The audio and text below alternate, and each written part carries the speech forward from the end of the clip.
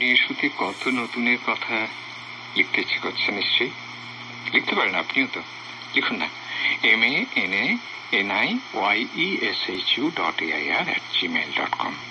আমাদের mail ID manoniyeshu.air@gmail.com। আর চিঠি লিখতে চাইলে মাননীয় ইস্যু প্রযত্ন কেন্দ্র, অধিকর্তা, আকাশবাণী কলকাতা, আকাশবাণী ভবন, ইডেন গার্ডেন্স, কলকাতা 700001। এ মাসের বিষয় নতুন করে পাওয়া।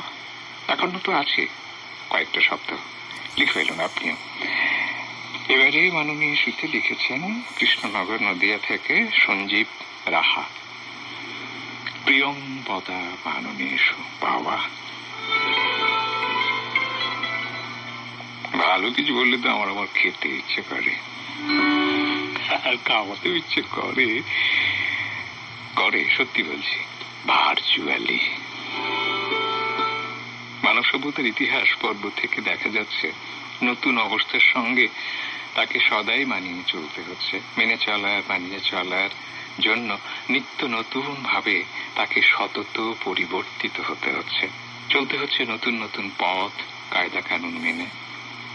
বিজ্ঞানীরা বলছেন পৃথিবীর ক্ষুদ্রতম বালুকণা থেকে বৃহত্তম সূর্য পর্যন্ত নিত্য নতুন পরিবর্তিত অবস্থা প্রাপ্ত হচ্ছে, আর সমগ্র ব্রহ্মাণ্ডকে নাকি আমরা প্রতিনিয়ত নতুন করে পাচ্ছি সম্প্রসারিত অবস্থায়।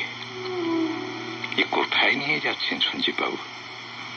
এমন অবস্থায় প্রতিটি সময়, দিন, সপ্তাহ, পক্ষ, মাস, বছর সদা সর্বদাই নতুন ভাবে আমাদের কাছে প্রকাশিত হয়ে চলেছে।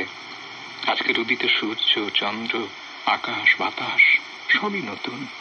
তাই প্রতিটি দিনই অবশ্যই সম্পূর্ণ নতুন করে পাওয়া একটি দিন, যা আগে কোনো দিন আসেনি, আবার এর পরেও কোনো দিন ফিরে আসবে না। একই জিনিস স্থান, কাল, পাত্র এবং সময়ের নিরিখে সদা নিয়ত পরিবর্তিত হচ্ছে। অর্থাৎ পরিবর্তনই এ জগতের শাশ্বত নিয়ম।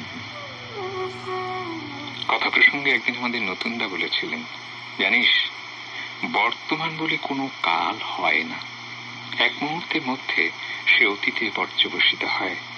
আমি বলি, সে কি, তবে ঘটমান বর্তমান বলে কি কোনো কাল নেই? তিনি বললেন, এক্ষুনি যা বর্তমান কাল তা 1 ন্যানো সেকেন্ডের, অর্থাৎ 1 সেকেন্ডের 100 কোটি ভাগের 1 ভাগ সময়ের ভগ্নাংশের মধ্যে সেটি অতীতকালে পর্যবসিত হয়ে যাচ্ছে। তাই বর্তমান কালকে ধরতে গেলে আমাদের সময়ের গতিবেগের থেকেও বেশি গতিতে ছুটতে হবে। বিজ্ঞানী ডারউইনের মতে ছোট ছোট ধারাবাহিক পরিবর্তনই হলো নতুন করে পাওয়া প্রজাতির জীবের উৎপত্তির জন্য দায়ী, যাকে তিনি ভ্যারিয়েশন বা ভেদ বলেছেন। তাই ভাঙনের জয় গান গাও, জীর্ণ পুরাতন যাক ভেসে যাক, যাক ভেসে যাক।